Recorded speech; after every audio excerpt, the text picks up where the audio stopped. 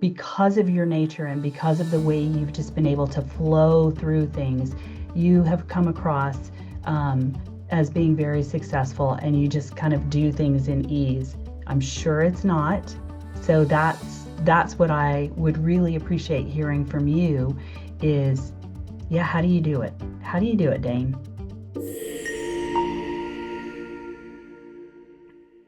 Welcome, Dane Frost. Thank you for hopping on and having this chat with me today. I really appreciate you.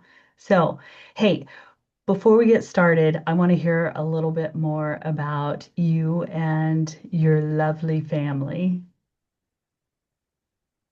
Um, well, I Bridget and I we've been married 16 years and Wow. um which is um I don't know, we got married young and I feel like that's kind of not a common thing for my generation. Um yeah. I have a daughter who is going to be 3 and about here in a few weeks. And so yeah, it took us 13 years to figure it out.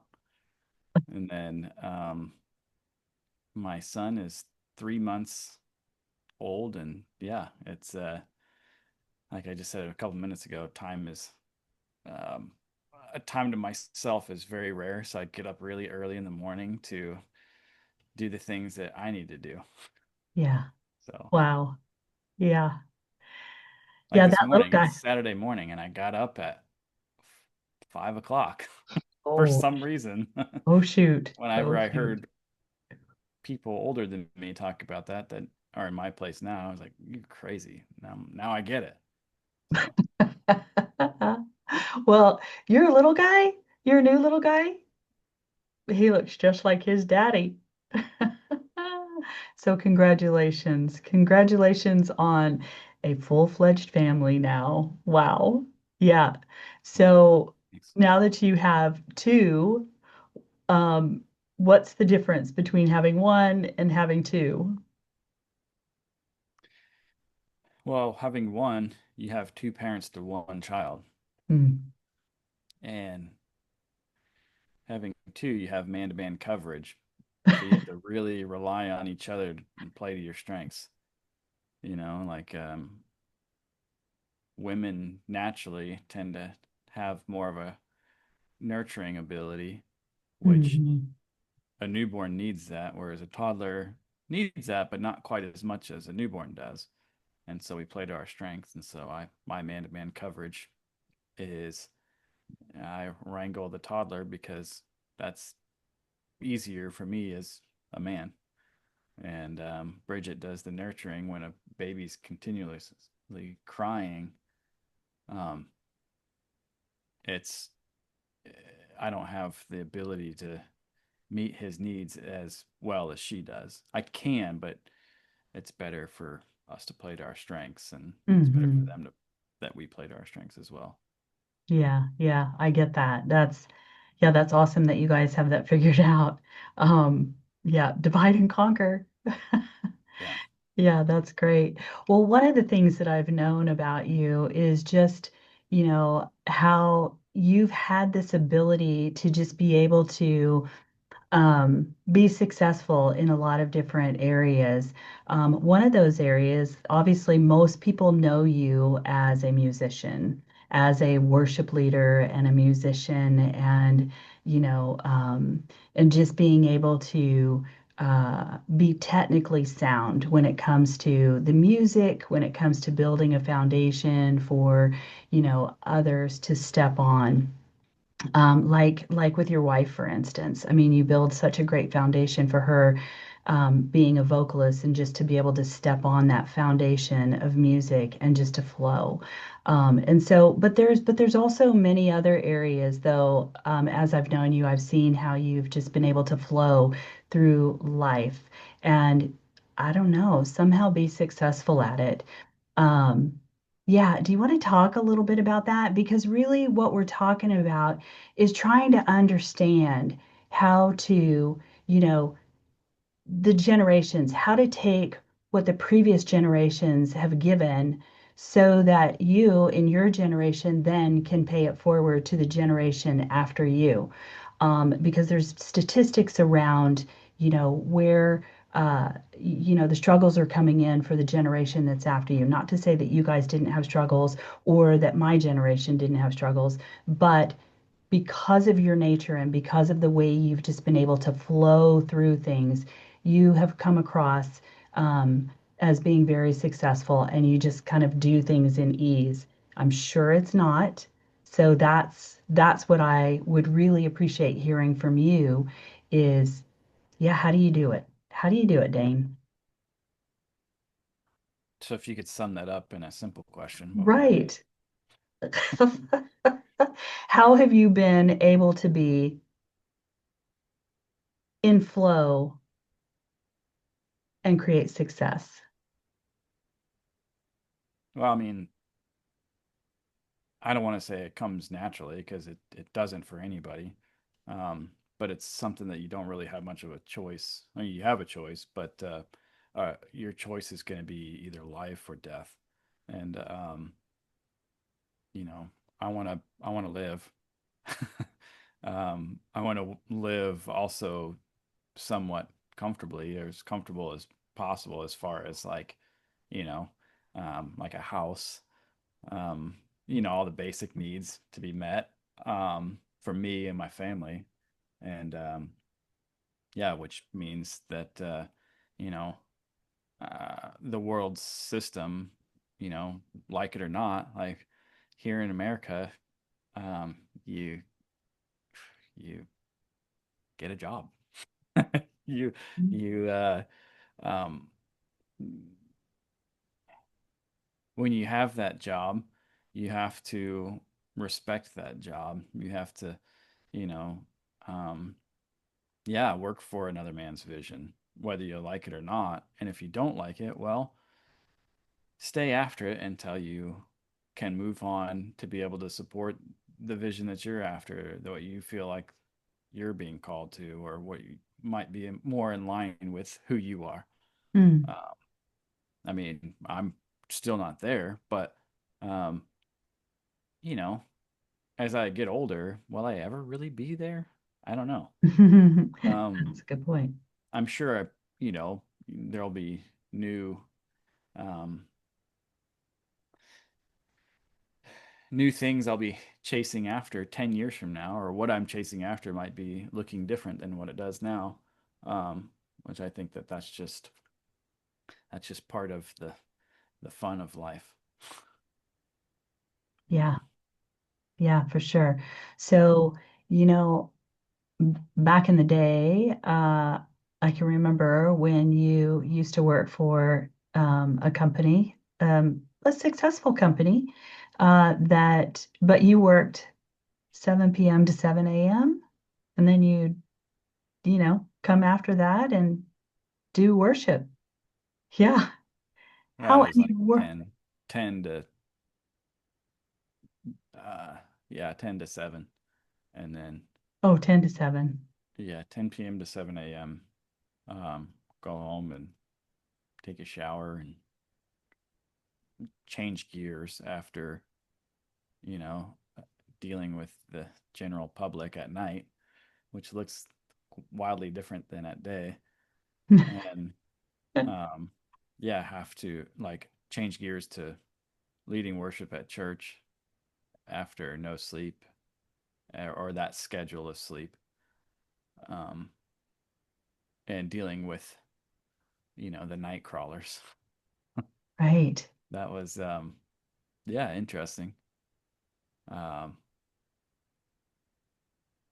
yeah, I actually had this vision um, a while back about, because those were actually some pretty raw moments for me in worship where I had to really like, um, I don't know, when you're kind of dazed from lack of sleep, you approach things differently, and Mhm. I feel like it was a little more raw and organic back then because of that. But I had this thought or I don't really want to call it a vision, but it kind of was maybe. Um, and it was at 5DP, my first time getting connected with, wow culture and just the whole experience. I was extremely overwhelmed. But at the same time, like it was fulfilling and exciting. But I was, I had this thought where I kind of felt in the dark and it's kind of alone actually. And it's partially my own insecurity, but also just, there was some logistics things where maybe there was some support needed that wasn't really met, and it's not really anybody's fault. It was just the nature of the beast at that time. Hmm. And but I had this vision where um, I was beneath the surface at this point in time, and I can kind of bridge that from my third shift experience too. Beneath the surface, where you are literally underground, um, eating what's underground, you know, feces and particles, and you're the worm beneath the ground. But you think about the ecosystem that's beneath the surface and how magical it is. You know, there's Mm. a complete underworld that the Lord created that's divine, you know, and without, you know, feasting on what I was eating beneath the surface, Yeah. feasting on feces. So things above the surface could grow. Mm. And, that was like a pretty profound moment for me to, like, you know, be realize what I was doing. Um, yeah. So, I mean, it was just kind of like this aha moment where it made everything okay, even though I felt like I was in the dark. But that's when I felt like the Lord was with me. It's kind of like the term, like when you look at a mountain top, like there's no trees up there. There's a tree line. You see where the trees begin. It's, however many hundreds of feet below the mountain peaks. Like when you see the white caps, and below that you see the trees, and even then, like the fruit doesn't actually grow until you start getting into the valleys. It doesn't grow on Mm. the mountaintops, and so it's kind of like that same analogy, but this was just a little more extreme, being with feces beneath the surface. So, Wow. That's but interesting. without it, you have nothing. You don't have crops above, you know. So, Yeah, that's really interesting. And so, are you talking about the time when you came out of rest, if you will, and went into worship? no, that was a different one. Okay. All right. So, yeah, you've had a lot of experiences with when it comes to your regular life and how it feeds into worship. I mean, I would suppose you could probably, talk about many stories, and so that's interesting. Well, and I think about how, like when you talk about working, with the general population from 10 p.m. to 7 a.m. and then going into worship. Um, and how switching gears, and that's another thing too, that in your life it just seems like you relate well to the general population and helping them bridge the meaning of life, if you will, versus just condemning them to what they're doing or what they're not doing or how they're living their life. Yeah, can you speak to that?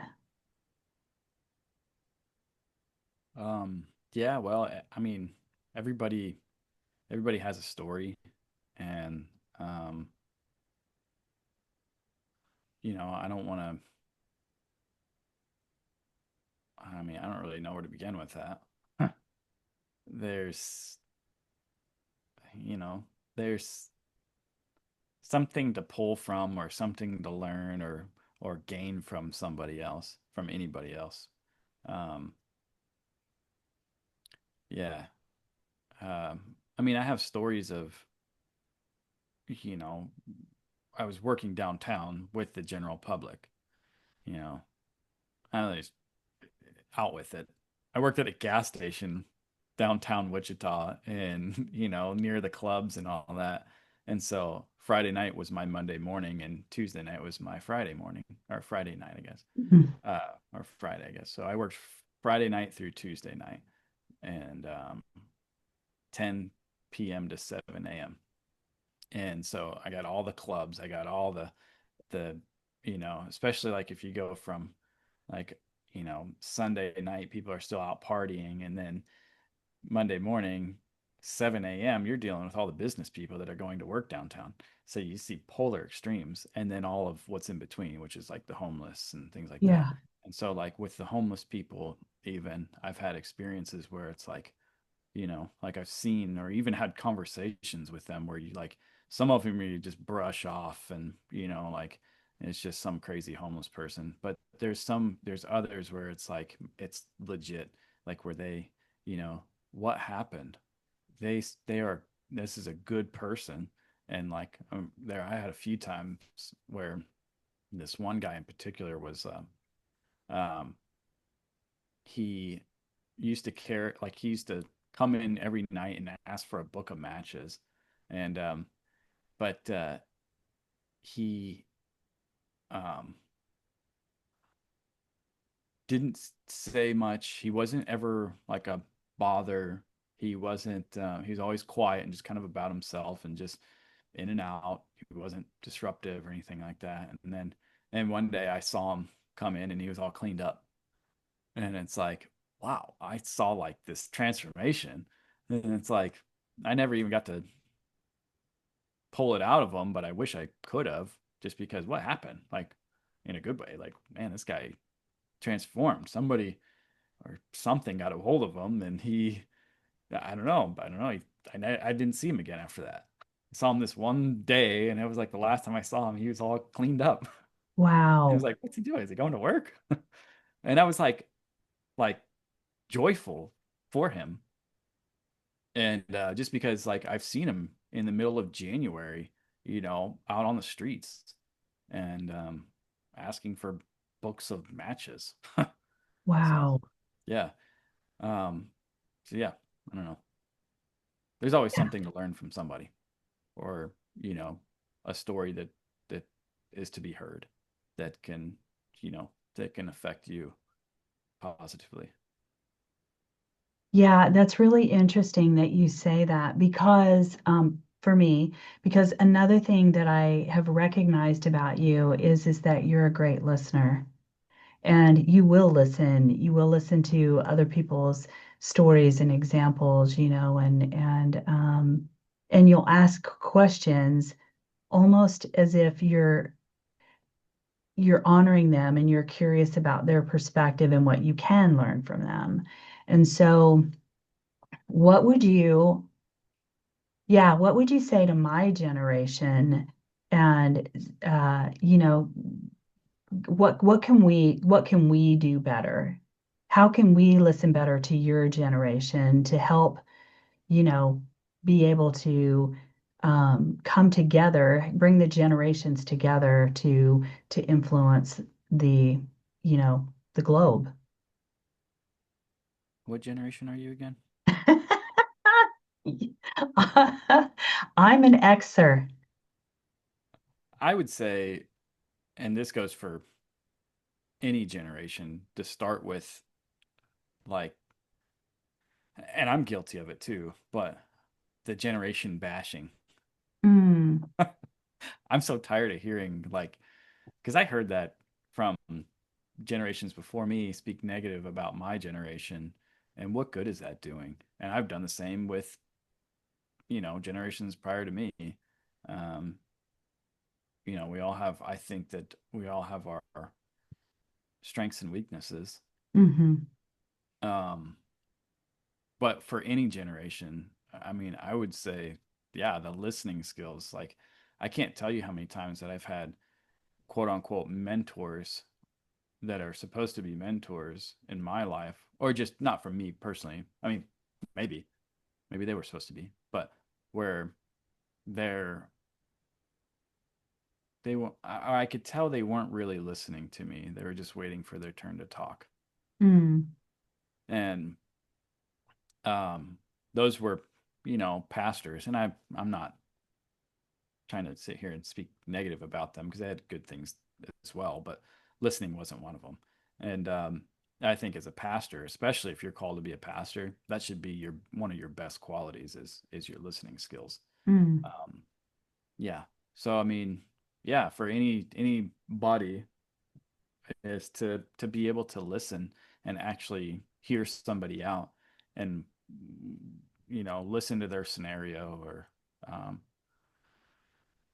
wherever they might be at, so you can step into your mentorship.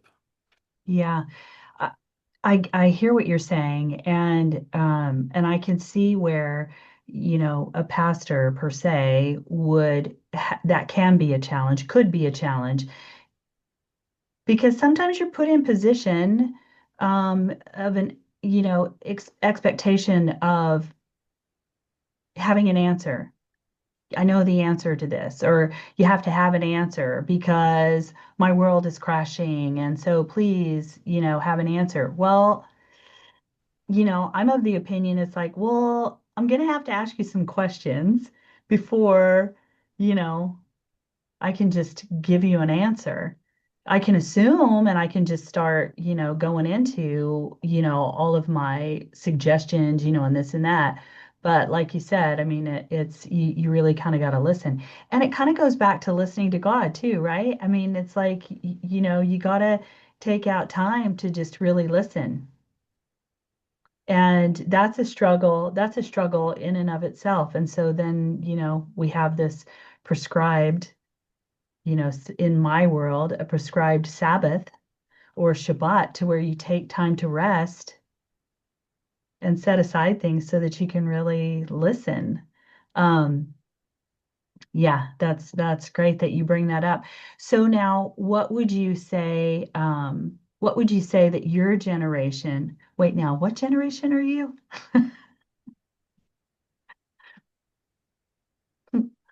Yeah, What generation? yeah, Millennial.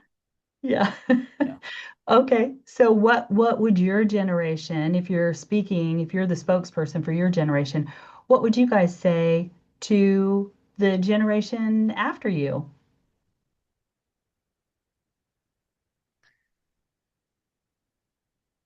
Um,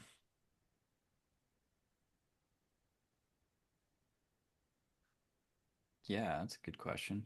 I Generation after me, I got a lot of respect for Gen Z.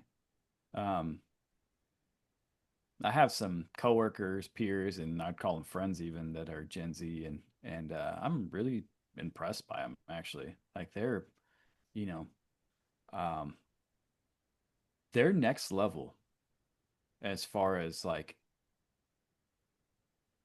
um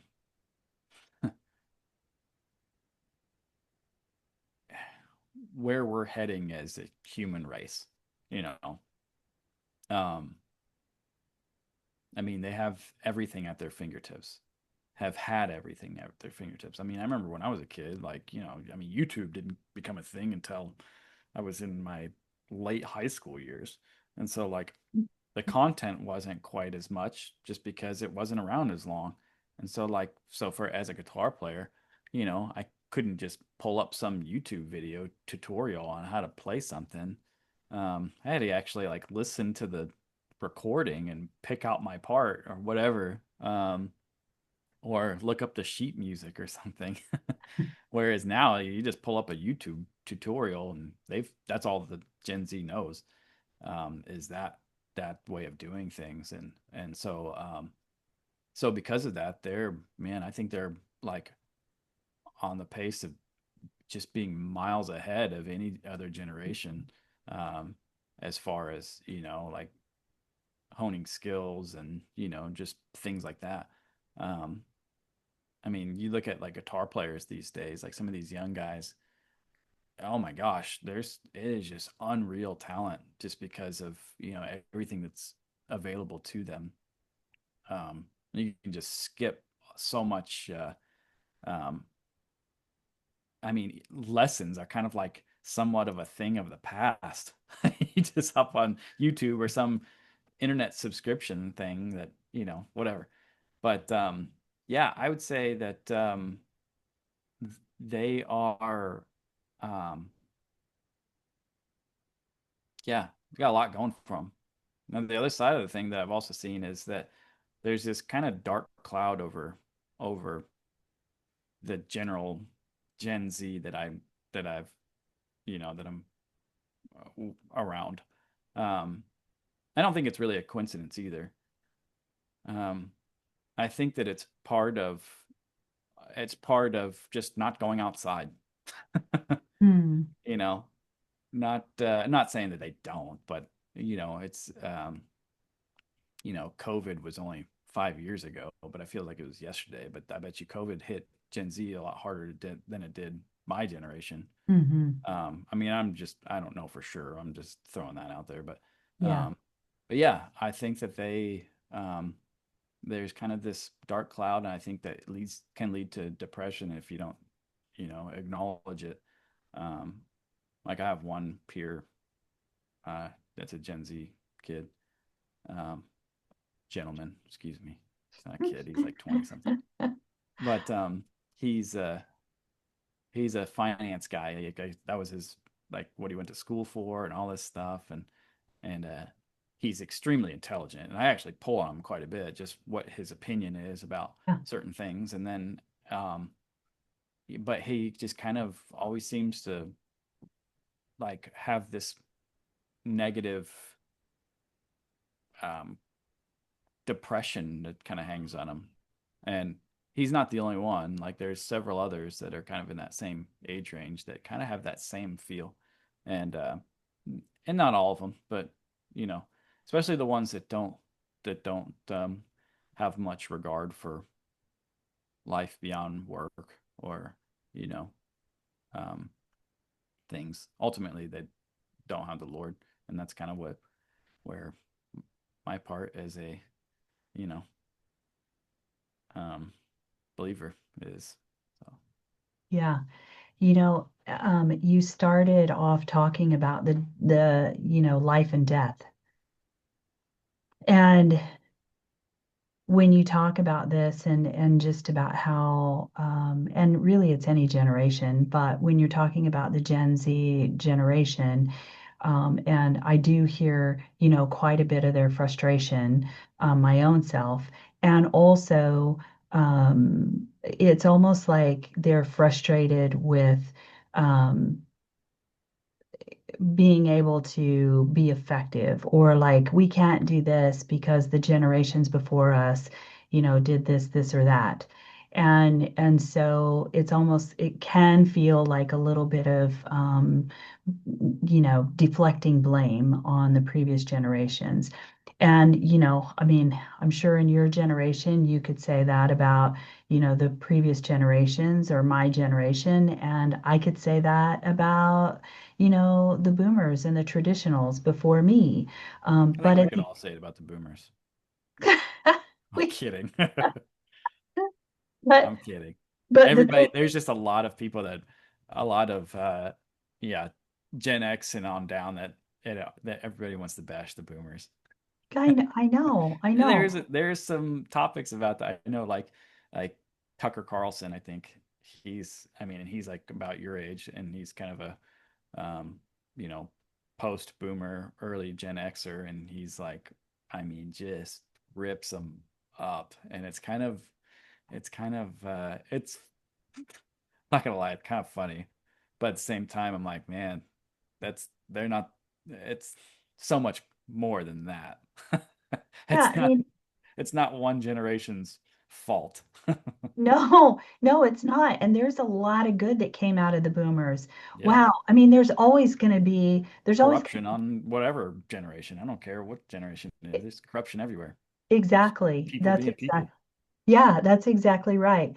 And so when you're talking about the Zers being brilliant, and having all of this, right at their fingertips, and they're it's like they're going to go further on less, whatever.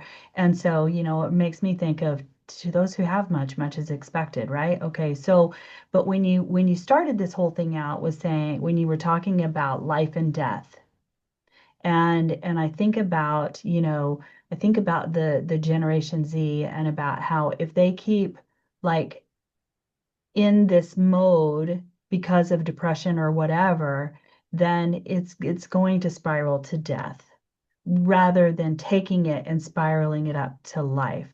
So in closing, or just to, finish this whole thought out, what would you say to them? How can they take, based on what you know and what you've learned, maybe from my generation and the boomers and the traditionals and on, but from where you are and what you know, what wisdom would you share with that generation to spiral it up to life?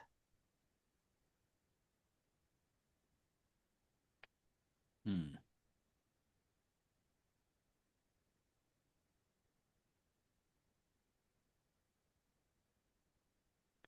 I mean, there's so much that I could say about that, and it's things that I have to remind myself and work on as well. Um, I mean, early on we talked about uh, where I'm at with my um, current status in life. Just married and two kids, young kids, and a very little time for myself. Um, a couple things. I mean, I'll start with the obvious one. Um, when Pete and Ann came to visit, and they kind of did their fitness coaching and um, active lifestyle, eating lifestyle, you Yeah, know, all that stuff. Um, and how uh, you have, I mean, you've heard the expression, you are what you eat. yeah, Um, Sleeping habits, taking care of your body. Um, and this isn't just for generations after me, this is for everybody. hmm, Um, and then how that, and they also incorporated, like, you know, prayer and meditation. You always hear those two that go hand in hand, prayer and meditation. Um,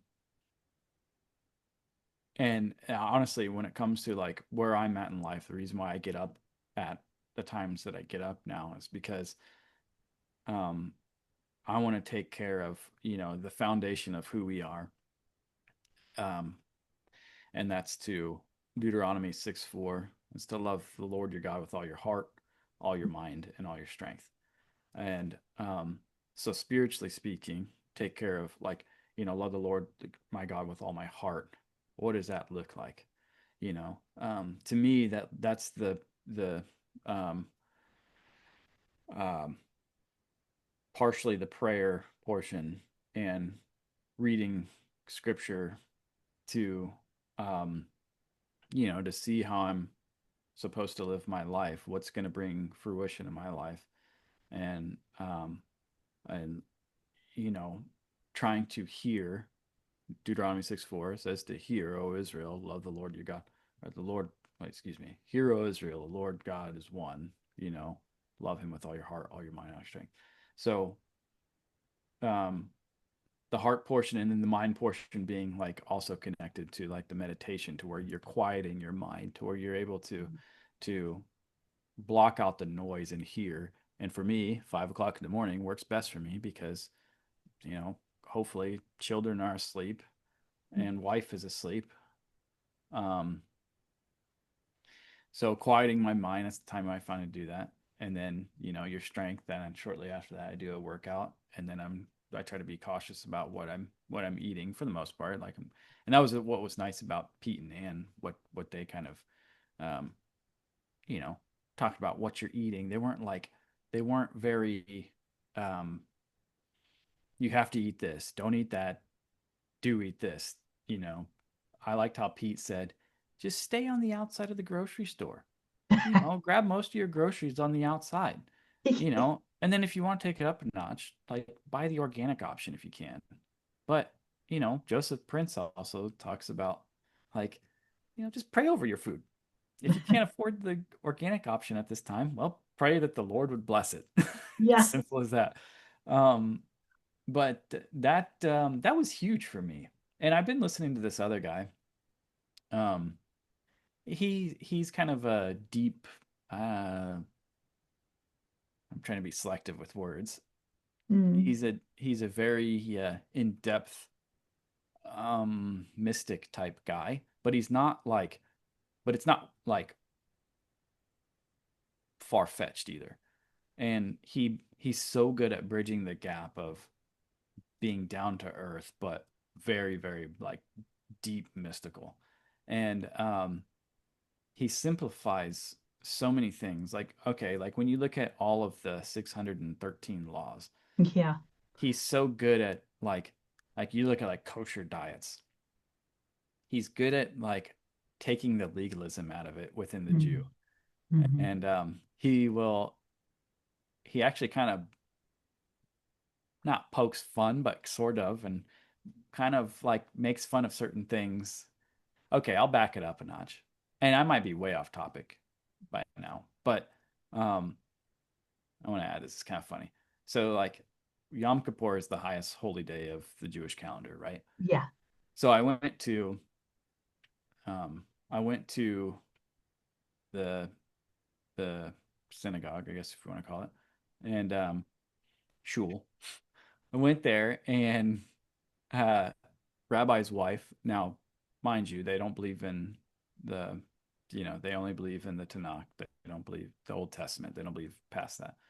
Um, they, the rabbi's wife asked me after we had a break in one of the portions of the service, are you fasting today? I'm like, yeah, I'm fasting today. It says here that you should afflict yourself, if you read the text about Yom Kippur. And of course I'm fasting. I'm afflicting, right? And then she's like, "How are you doing with that?" I said, "I'm all right, but I have a little bit of a caffeine headache because I haven't had anything to drink or caffeine, and so I have a little bit of a headache." She was like, "Oh, well, you can get these pills on Amazon." Rabbi's wife, mind you, and they're Orthodox. They're pretty extreme. They're it's part of the Chabad house. If you get a chance, look them up. Um, she asked me, there's these pills you can get on Amazon and just take them before sundown the night before Yom Kippur, and or before the sun goes down, and then they're time released so that you know 12 hours later they'll start releasing caffeine in your body so you won't get that caffeine headache. And they have ones for like hunger too, a time release kind of pill that you take that eases the fast, the affliction. And I'm sitting there like, what? Where's the affliction in that? You know, I just thought it was hilarious because of we talk about the legalism, and it's like it was just funny to me. But it's just, different way of thinking, I guess. And I Yeah. I, I have too much like conviction, I guess you could say, to afflict myself. Or like, I don't know. There's just a lot of funny things. Now that being said, they're incredible people. I've learned a ton from them. Yeah. Um, yeah, that was just a funny little side note about them. But Yeah. yeah, what was the question again? Let me look that Well, up. okay, so now you got me going on that because now you're speaking my language and I appreciate all of their, understanding of the code that's written in the Torah. I mean, it's literal code. Yeah. And I can appreciate all of that. But yes, there are things that, and just like any other faiths, there's things that we can take to the extreme, right? And so, yeah, so in that particular situation, I mean, it's just like like in every so many years, the Jews are supposed to let their land rest. Well, okay, yeah, they're going to let it rest. They're going to rest, but they're gonna like rent it out to their neighbor that's not a Jew to like, produce on the land, and I'm gonna charge you for that. I mean, there's all kinds of things like that to where we try to get around the system. And in the system, in the New Testament, it's really an upgrade. There's this upgrade of like it's not just it's like Yeshua raised the bar on us and said it's not just about the system, or it's not just about, it's not just about the tithe. I want your life. Hmm. And so when you And were quit looking for talking, loopholes. do what? Quit looking for loopholes. Right, yeah, yeah, exactly. And so when you were talking about life and death, how you started this whole thing, yes, it's about what am I actually doing? And how am I actually serving my generation and the generation before me and the generation after me to do my part to take this thing to life? L'chaim. Yeah, so that's kind of actually I just had a um, self-assessment that I had to write at work. Mhm. It was horrible. All of us, all my peers were like talking about it, dreading it, and um, yeah, that was one of the things that I kind of mentioned though was just like, you know, um, one of the questions was what kind of achievement, and like I said, I haven't been in my current role for a year quite yet.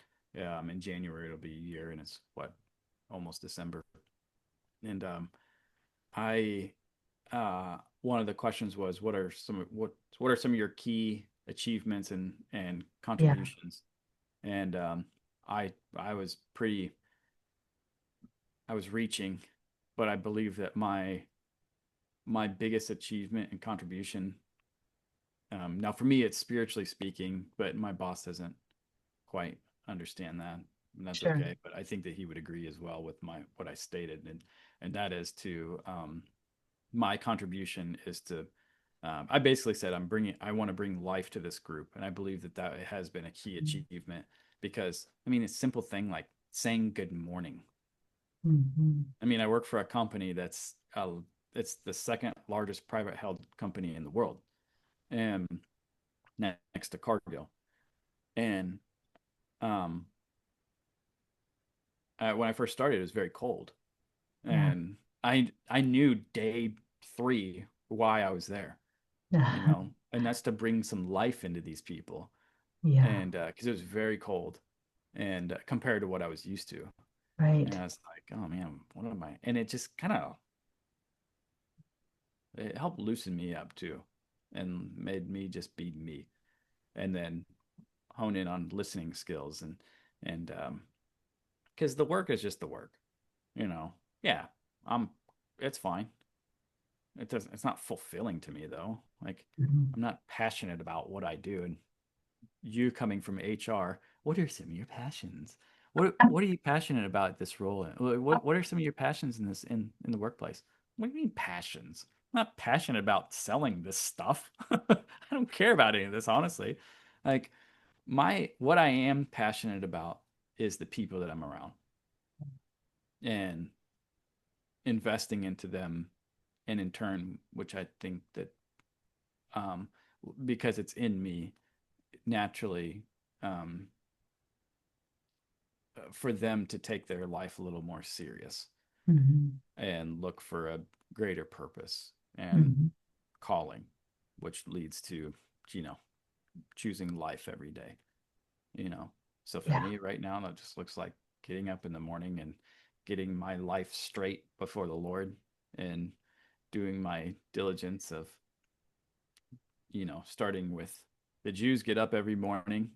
The first thing they do, wash their hands, love the Lord your God with all your heart, all your mind, all your strength, Right. doorposts, gates, teach them diligently to your children as you walk by the Yep. way, and Yep. then right before they go to bed, which is when you start your day with rest. So I guess I should say that flip that around. You start your day with the Shema, and then you wake up and you also, you know. Yeah.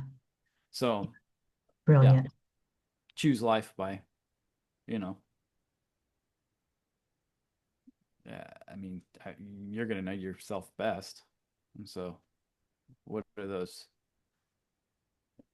I used to be pretty extreme with that question too. Like, are you going to choose life or are you going to choose death? Well, was if I'm going to have a beer, is that choosing death? Mm. No. If I have like three or four of them, maybe it's leading to death. I figured you were going to say if I choose Budweiser or Bud Light, that would be death versus some Yeah, no, man, at the IPA pool, something. if it's 100 degrees out and I just finished mowing the lawn, I want to enjoy my accomplishment, but I don't want a good beer at that point in time. I want something that's ice cold and, doesn't have to be anything fancy. That's that's so good. Oh my gosh, Dane, I so appreciate your insight on things. And you know what? Even though your actual tasks at work you may not be passionate about, thank you from an HR person. Thank you for being passionate about the people because that's one of the things that we know is God's greatest asset, a real world asset. One of God's greatest assets, or the greatest asset, is his people. And through his people, he will be able to do things here in the earth. And And, if and you look at that's, any company culture or companies, um, their statements, yeah, or whatever you want to call them, core values, guiding yeah, principles, you that sort of always thing. see culture on there. Yeah, And every company wants to say culture. yeah. But when I walked into the company I worked for, it was not the culture. The culture sucked compared to what I was used to. Mhm. Um, it was terrible. Like I didn't. It wasn't. I'm not. It wasn't the worst. It wasn't like toxic. It was just cold. Yeah, And I was like, okay, I'm here for culture yes, because ultimately because of what we believe in, you know, and how we are to be the salt and light yes, of the earth. You know. exactly. Well, and you think about what was Yeshua doing? What Mhm. was he there for? Was he there for culture? Yeah. To drive culture? Mm. To bring culture into the earth? To define culture? To give a why to culture? Hmm.